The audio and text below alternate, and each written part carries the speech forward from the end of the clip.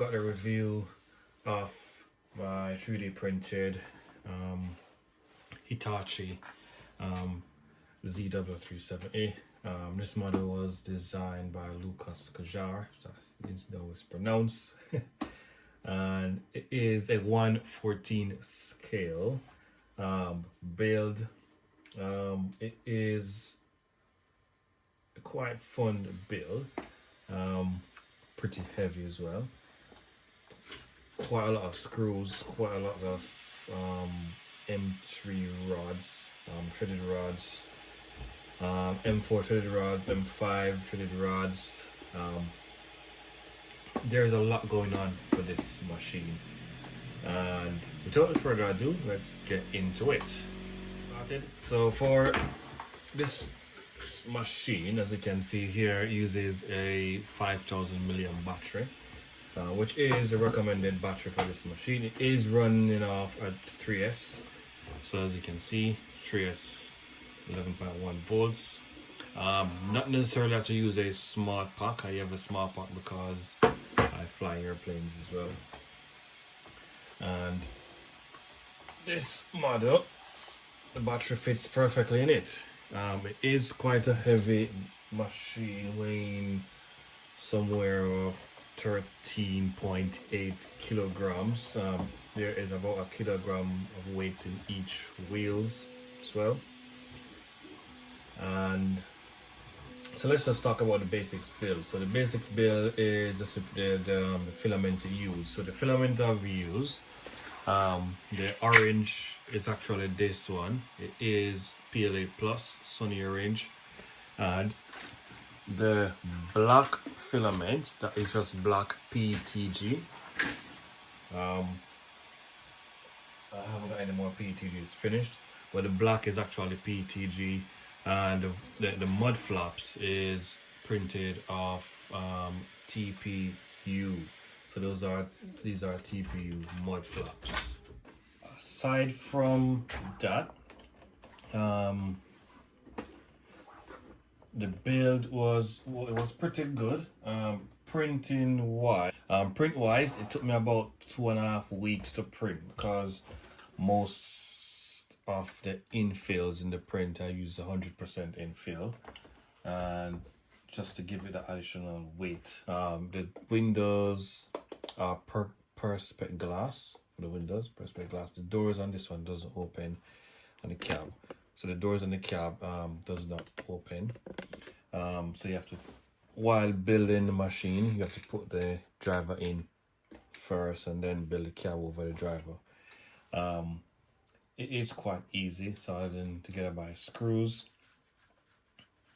The battery bay is in the back here, and it comes with also a few attachments. These wheels are actually, turn one off.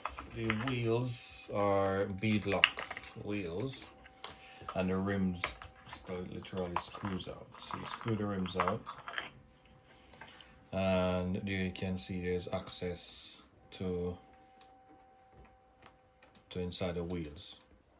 So there you can see the wheels. I've only using 2 screws to hold these wheels on, or 2 bolts. You can use up to 4 bolts. 2 works just fine for me. Oops, and you can see the is printed, so you can see the screw printed inside. You've got the detail of the rims. It is a very detailed build. It is very detailed build. The tires are from Lesu, are JD models, so the tires are off AliExpress. Most of the hydraulic bulldozers that you probably see in AliExpress, loaders you see in AliExpress, uses the same tires. Pretty trunky tires, as you can see, they're massive. The lights on it, so there's 2 here, and there's 2 at the back, and there's 2 here and 2 here. So these 2 are white working lamps. These are orange flashers. They're whites, but I use warm white in the cab lights. So there's two white at the back, and also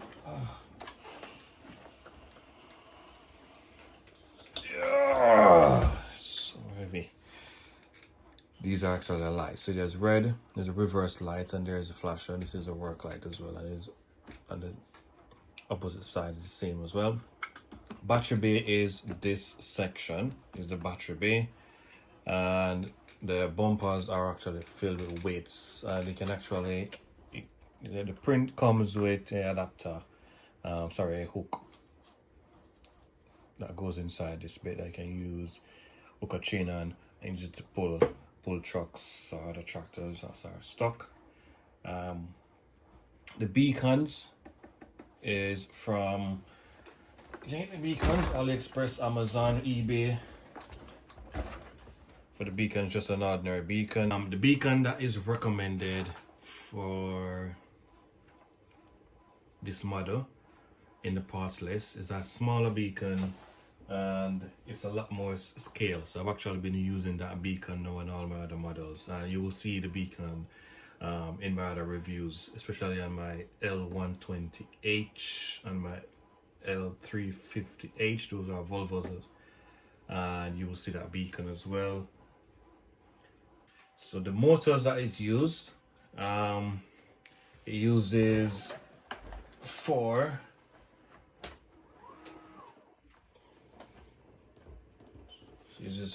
gear motors, and I will just give you that close up on this one. And those motors are, I think these ones are 40 RPM. So I'm using 40 RPM. The recommended gear motor is 37 RPM, and this is what the motor looks like. And you can see it says 12 volts, 45 RPM, and the motor brand, it says JGB 350. Sorry, 3530. It's 3530 motors, and these are the motors I use. 4 of these just bolts together inside these couplings there. And the motor is actually concentric, so you can see the motor, it is concentric. It gives it like a, what's it called in the rock crawlers, portal axle effect. Gives us a portal axle effect, which actually increases the ride height of the tractor or the loader. The recommended RPM I'm using is, I think it's 40 or 45. I think it's the same as this, 45 RPM. Gives a bit more speed, but remember, faster you go, the less torque the motor gives. But that, so far, it turns out beautiful for me. If I'm gonna build another one of these, I will use probably the same motor. I've been using the same RPM actually for all my models. I like that speed. Speaking of build, you can see from the bottom there is a lots of screws and M3 rods that holds this thing together. Overall, I can say there's probably more than 100 screws in this model. Articulation wise, there is a gear motor inside here that turns the steering. It's for the steering, so there is a gear motor for the steering. There's also another gear motor for the arms, and the bucket is controlled by these two 15 millimeters per second 50 millimeter stroke actuator. And in terms of the lifting motor, you can see the lifting motor from there as well. So if you look, if I zoom in, let me see if I can zoom in. Can you see it there? If I get my torch, get my, where is it? Yeah, there's a gear motor. That's it, right there. Peeking out. It's a massive motor. Build quality again, still on build quality. I have never had any issues with this machine. The only problem I have is maintenance. It's a very, very, very, very, very, very low maintenance loader. You don't really need to change anything. Don't really need to do anything to it. It's just that from a mechanic standpoint, background, if you want to replace anything, you have to take off all the screws, which mechanics don't like that. Apart from that, it's a really, really good build. The frames or the handlebars, those are screwed in. These ones are glued in. These are bolts in. As you can see, same on the other side as well. And this thing drives like a beast. It just handles so well. It has extremely good steering. It's the steering ratio, the steering circle, and this is brilliant. I would say this is, out of all the loaders I've got, this one has the best steering handle. It just steers like nothing else. The steering is controlled by, I said before, there's a motor inside it that controls steering, and there's connects to two end switches that stops it on each side to prevent the motor from turning continuously. The rear steps, the bumper, these are glued in. Articulation, this thing, look at this thing has an articulation of, let me see, how many, so that's 2 inches. Yep, it's about 2 inches. I think an article about 2 inches, which is very, very good. And you can see, even though it's up 2 inches, it's full max, there is still lots of clearance. So there's still ton of clearance underneath the wheel as well. And I've just snapped that one off. I'll leave that aside. I'll glue that back in. As I said before, this thing weighs 13.8 kilograms, so you have to be very, very well. I have to be very careful on how I lift it. The bar and the bars that are glued in, they are glued in so that if you accidentally brush against it, it doesn't break, it comes loose, then you can re-glue it again, which is really good, really, really good. Because breaking parts mean you have to reprint or replace. I haven't replaced or reprinted anything on this, and I've had it for quite a while now. If you check out the reels, you can see when I started building this, it's quite a few months now, nearly a year.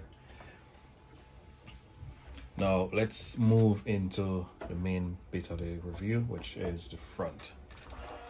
So the bucket is an attachment bucket. The bucket itself comes, the loader itself comes with a few attachments. You've got a hybrid forklift system.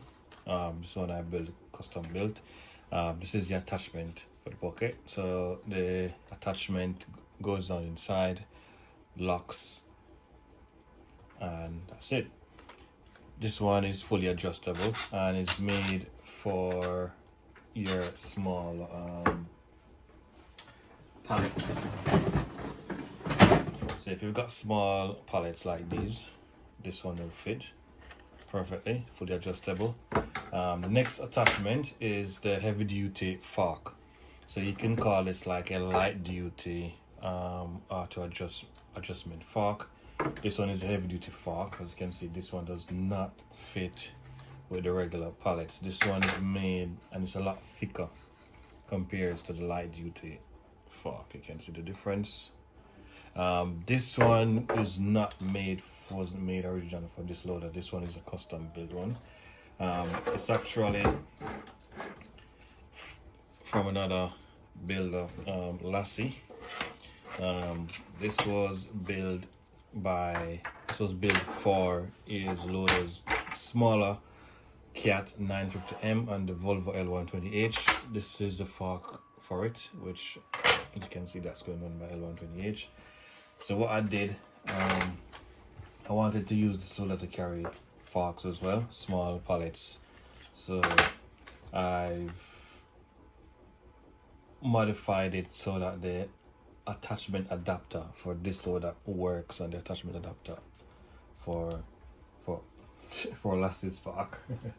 And yep, the heavy duty pallet attachment now is made for rocks, bricks, anything heavy.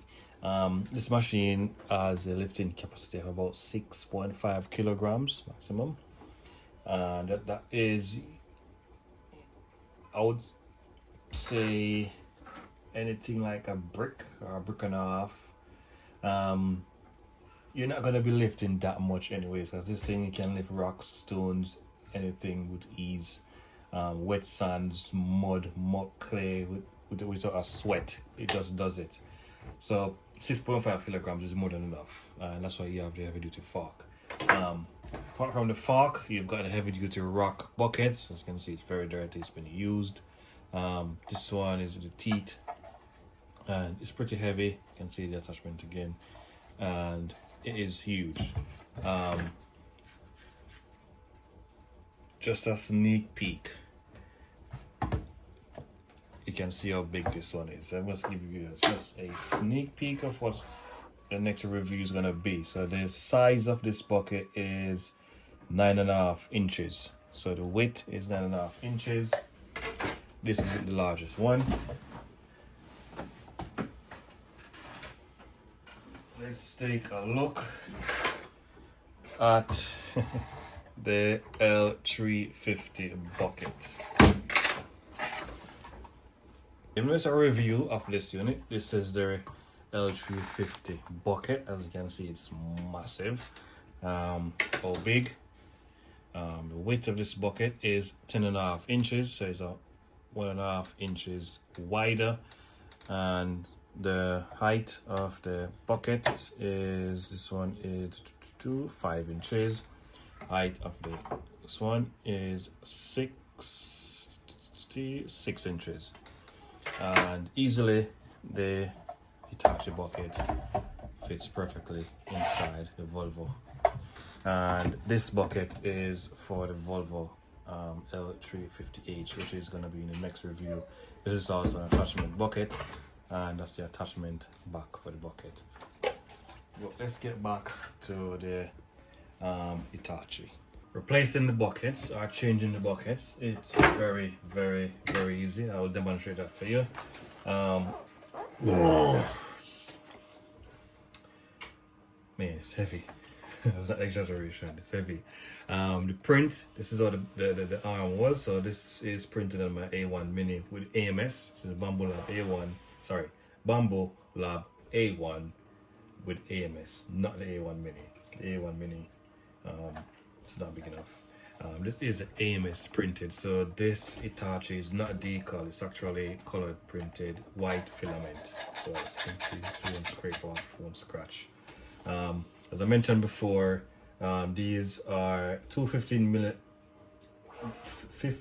milliseconds actuators. The speed and the length, they are 50 millimeters, painted in orange to match the color, which also is how the original Hitachi looks.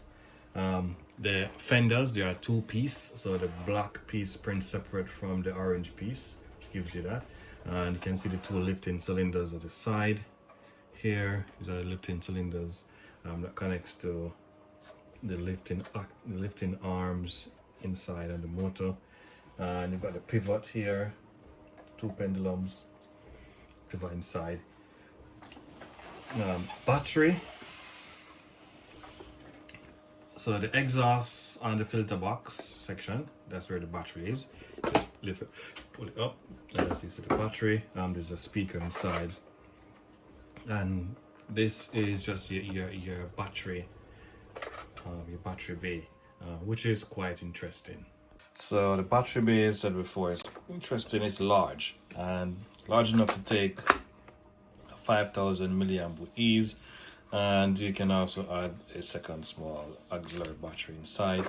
The electronics, all the electronics for the unit is actually underneath the battery tray. So if I lift the battery tray out, you will see all the electronics. This mirror system is not a part of the electronics. I just stick it in there to hide it, but that's just the electronics. I was using it to test the sound for it. This one actually came out of my Volvo. Compared, it's that one.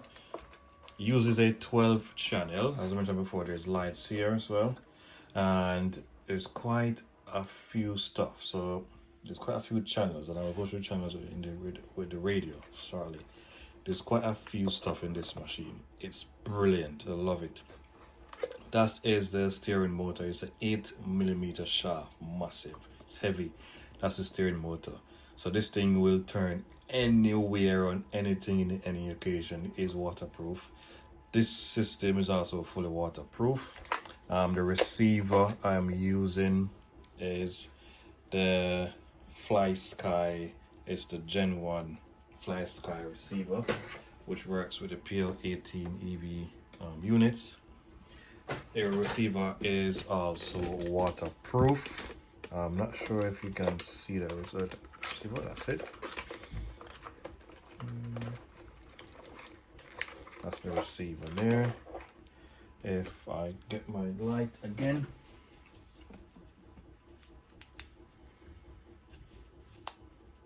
yep, so that's the receiver. Me for the light, focus and zoom in.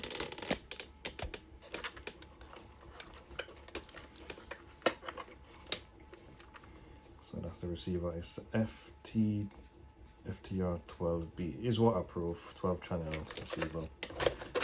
These are a very good receiver. That's a Gen 1. The Gen 2 is a lot smaller than that.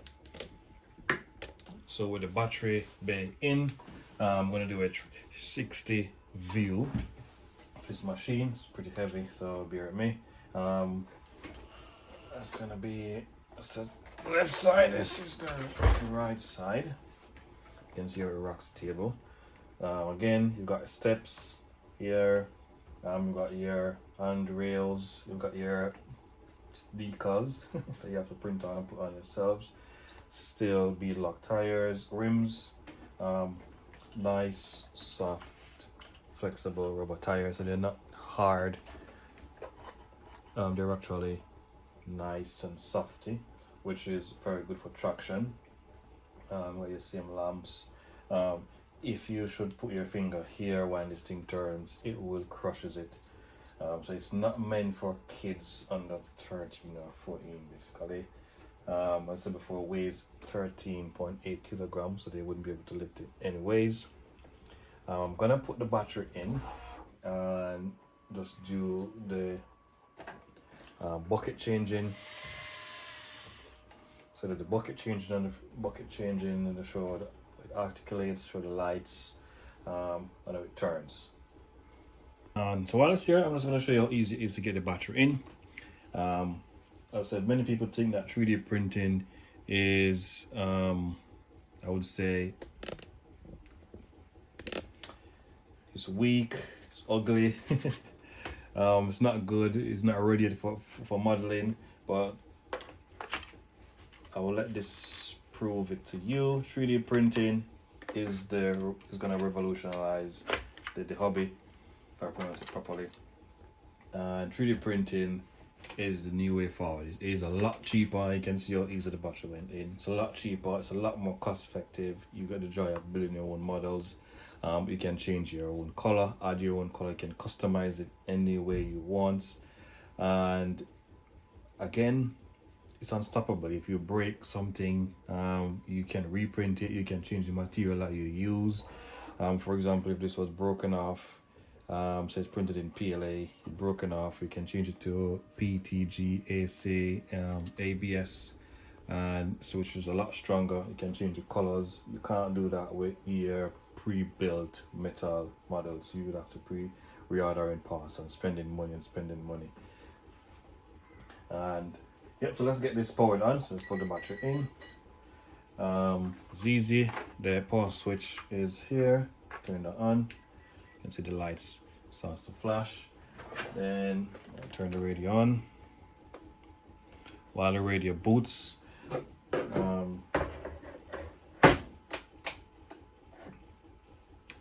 this battery is for the sound system.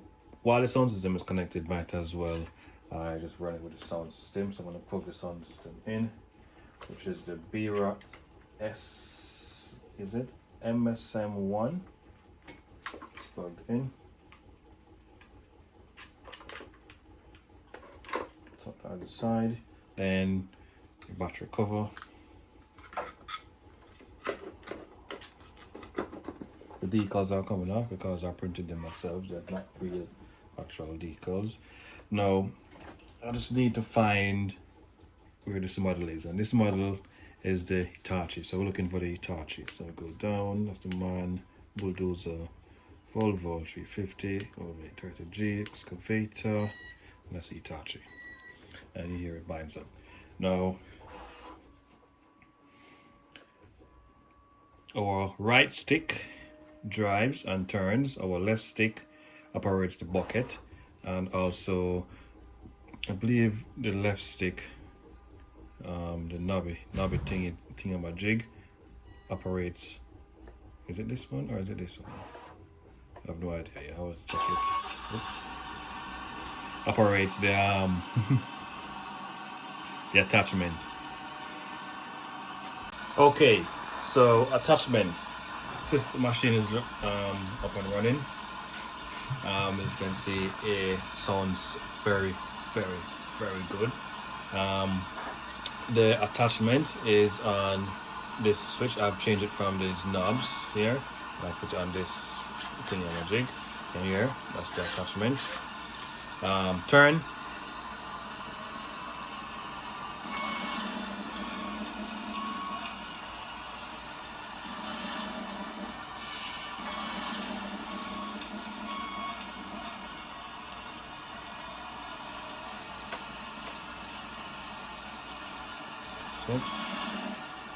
Drive.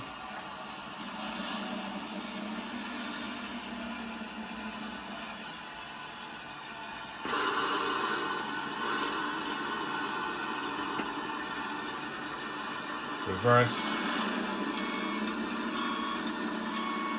That's our low speed. And push forward, low speed. Crawling speed. That's fast speed. So reversed is programmed to go slow. Reverse packs more torque in the motors. Electronics for the drive is a Hobby Wing 1080. So it's basically programmed like my TRX4. Let's move the attachments.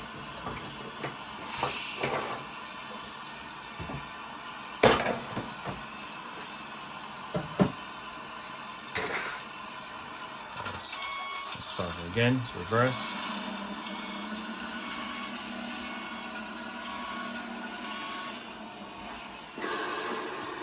Oh,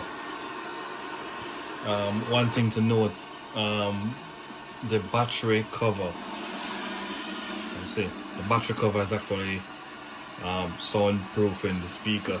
So let's crack it open so you can hear that. There we go.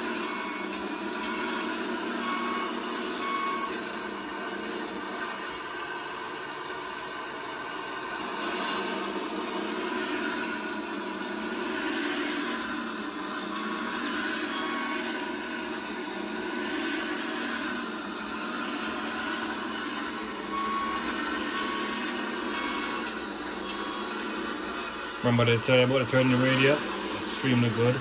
You can literally turn this machine on this table, and this is your average computer DeX.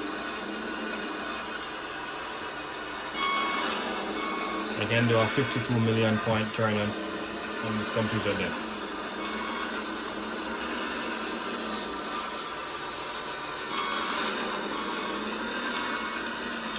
There you have it.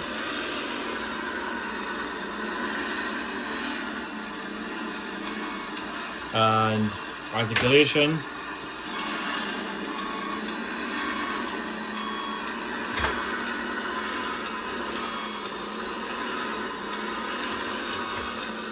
And one wheel stop, it does not prevent it from moving, you can see. And even, I put it there, there's the articulation as well.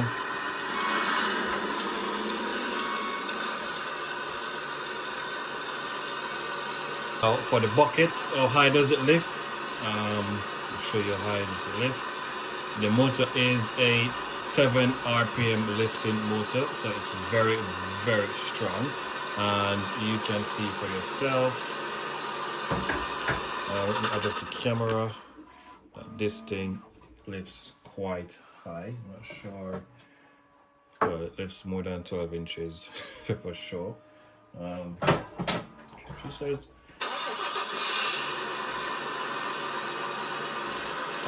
Tipping angle.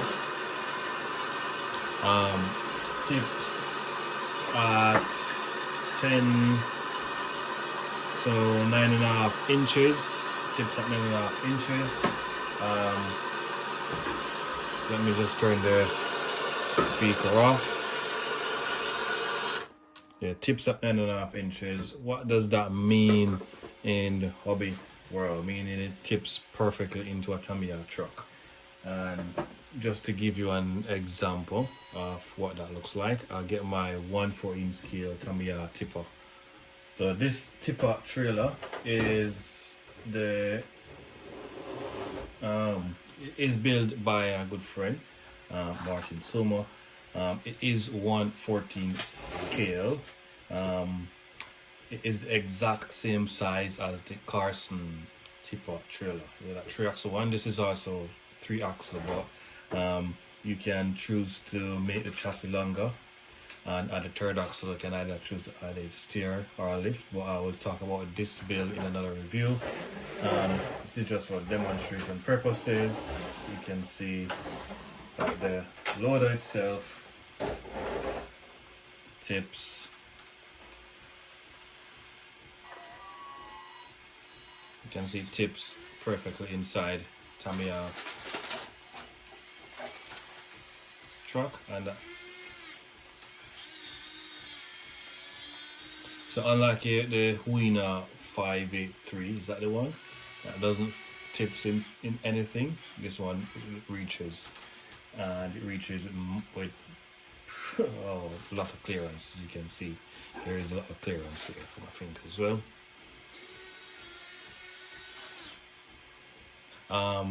Attachments, let's talk about the attachments now. So removing the attachments, it's easy. As I said before, this removes the attachments. It's knob here. Oh, that noise, that crack noise, it's perfectly normal. It's a spring inside. So the motor itself is spring loaded. This is designed by Lucas. You can add the spring. The spring does give you extra lifting power. If you don't want to add the spring, you don't have to add the spring, but I add the spring in mine. It gives you an additional lifting power. So earlier I mentioned that it can lift up to 6.5 kilograms. With the spring, I think it gives about 0.5 more, so this lifts about 7 kgs with ease. So it's very, very, very strong, and it doesn't tip. So when it lifts at 7 kg, the back does not tip. So heavy it is. Let's get back to the attachments. So let's show you the attachments. I believe it's this one, and that's off. So release the attachment, put the bucket down, and that's it. And to reattach it, as simple as that.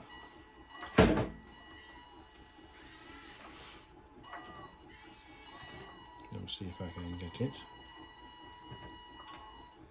time.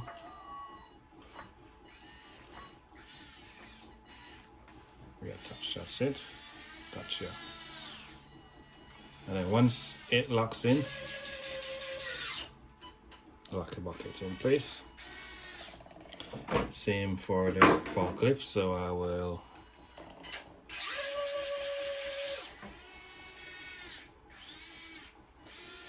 take that out of the way, and I will pick this up as well.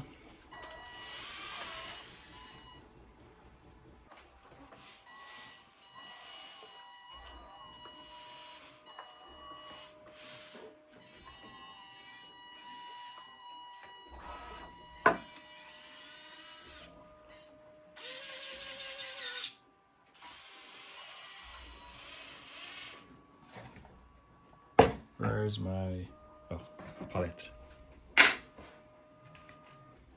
And what can I put on the pallet? Let me see if I can get. This is your typical 1 kilogram spool. So that is 1 kg. 1 kg looks like a sealed pack of PETG. So 1 kg, let's take out the box, and that's that one.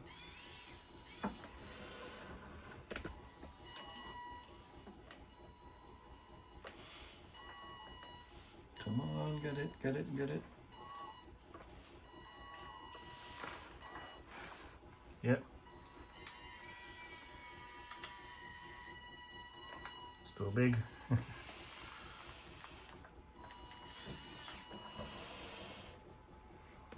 So I need a bigger pallet.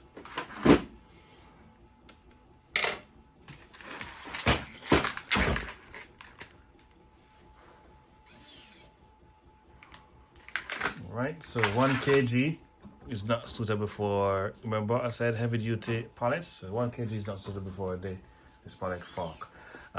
This pallet fork is mostly for like light duty stuff. So I'll show you what the heavy duty one does in a sec.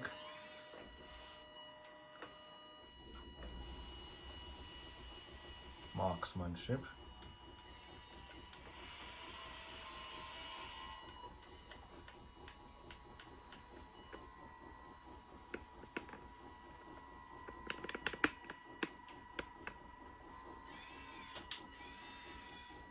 Let's dump it off.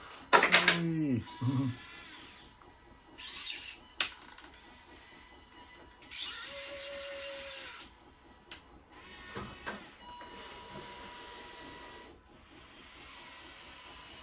And let's put the heavy duty fork on. So heavy duty fork.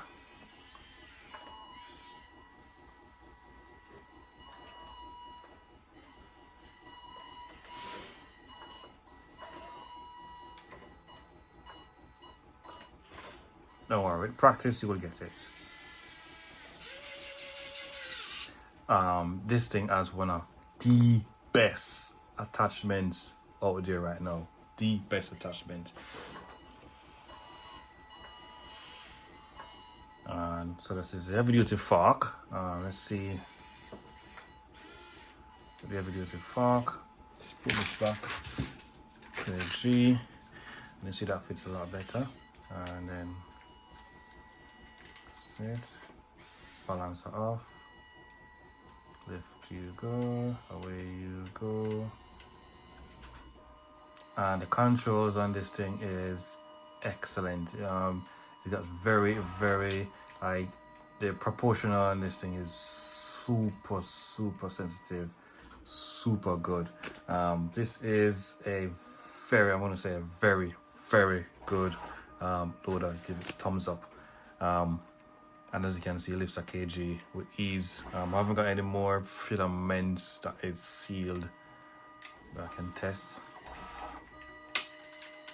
Let's just put that down nice and easy, or so that I'll strap it off. after bang. um,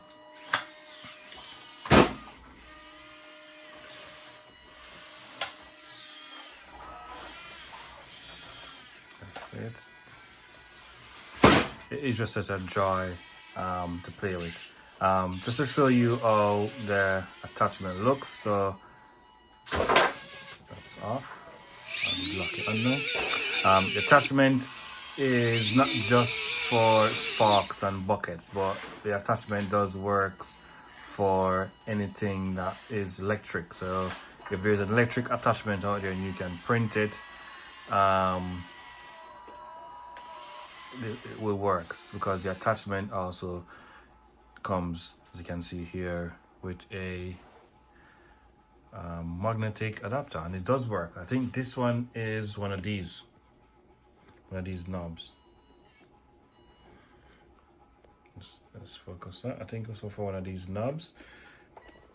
I haven't got any electric attachment to test it on now. I've only got the buckets, but in the future, if there's any releases, I can just get one. Oh, I think there is a release for the grapple. It's electric. I don't have that one though.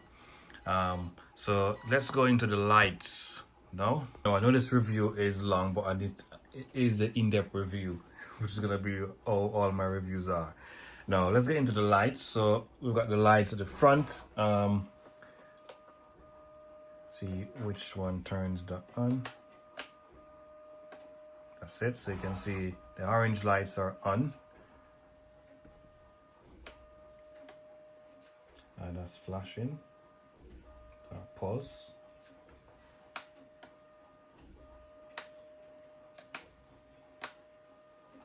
So that's pulse. And that's flash. And for the work lights, you can see the work lights are the roof lights. Those are on. And this also goes for the front and the back. And roof lights are controlled by the switch. And there's another successful print. And let's turn these ones on. Which one are those?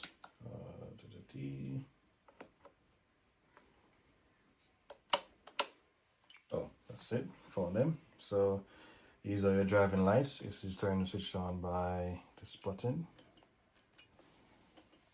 This is driving lights. If you look at the back as well, let's see, flashing white lights. Those are the reverse lights flashing. Also, the orange lights does pulse. When it's not driving, the brakes light comes on, and it's been disconnected. I think I disconnected the brake light when I switched it, when I hook up the sound system. But when I take the sound system out, it goes back. I would have to reconnect the brake lights and the reverse lights. But once you put it in reverse, how it generally works is your reverse light comes on, the brake light goes off. Once you stop, the brake light comes on. Once you drive, the brake light goes off. For the work lights at the rear, we've got these ones, which is controlled by this switch. Try the work lights. And for the beacon, let's give it up closer. Sorry, my finger was in the way. Yeah, for the beacon is controlled by this yellow switch. So turn that on. And it turns.